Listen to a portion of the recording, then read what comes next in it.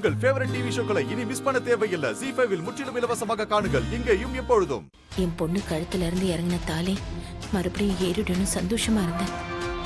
இப்ப இப்படி ஆயிடுச்சு. எனக்கு கஷ்டமா தான் இருக்கு ஜானகி. ஜோசியர் சொன்னதையும் மீறி கடவுள் அருளால நம்ம பொண்ணு கழுத்துல தாலி ஏறிடுங்கிற நம்பிக்கையில தான் நான் இருந்தேன். ஆனா இப்படி நடக்கும்னு நான் கொஞ்சம் கூட எதிர்பார்க்கல.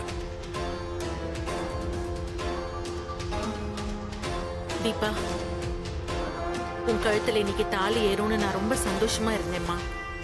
ஆனா தாலியே காணாம போய் இந்த கல்யாணம் நின்னு போயிடும்னு நான் நினைச்சு கூட பார்க்கலமா.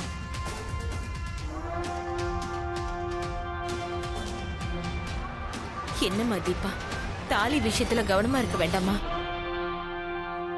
இன்னைக்கு அது உன் கழுத்துல ஏறும் நான் எவ்வளவு சந்தோஷமா இருந்தேன் தெரியுமா? இப்ப எதுவுமே நடக்காம போயிடுச்சு. என்னால எப்படிமா தாங்கிக்க முடியும்? அது எப்படி வீட்டுல வச்சிருந்த தாலி காணாம போகும்? எல்லாரும் வீடு ஃபுல்லா தேடி பார்த்துட்டோம், எங்கேயுமே இல்லையே. அம்மா, தாலி எங்க இருக்குன்னு எனக்கு தெரியும். என்ன மைதிலி சொல்ற? தாலி எங்க இருக்குன்னு உனக்கு தெரியுமா? எங்க இருக்கு?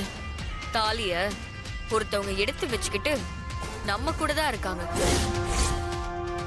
யாருமா அது? இதோ நிக்கிறாளே ரம்யா, இவதான் எடுத்து வச்சிருக்கா. என்ன சொல்ற மைதிலி? ரம்யாவா தாலி எடுத்து வச்சிருக்கா? ஆமாமா, இவதான் எடுத்து வச்சிருக்கா. அண்ணி, என்ன அண்ணி சொல்றீங்க? அவ என்னோட க்ளோஸ் ஃப்ரெண்ட். அவ எதுக்கு தாலி எடுத்து மறைச்சு வைக்கணும்? ஆமா மைதிலி, ரம்யா தாலி எடுத்து மறைச்சு வைக்க வேண்டிய அவசியமே இல்லையே. இங்க பாருங்க அண்ணி, அவ மேல அபாண்டமா பழிய போடாதீங்க. இல்ல தீபா, ரம்யா கிட்டதான் அந்த தாலி இருக்கு. வேணும்னா நான் நிரூபிச்சு காட்டவா?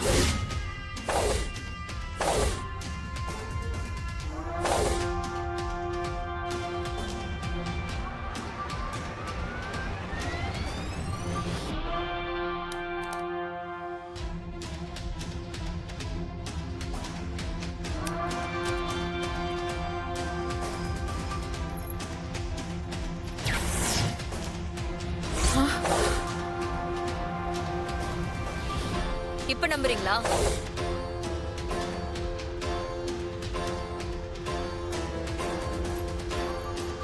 தீபா, நான் சொன்னப்ப நம்பலல, என்ன இப்ப நம்புறியா?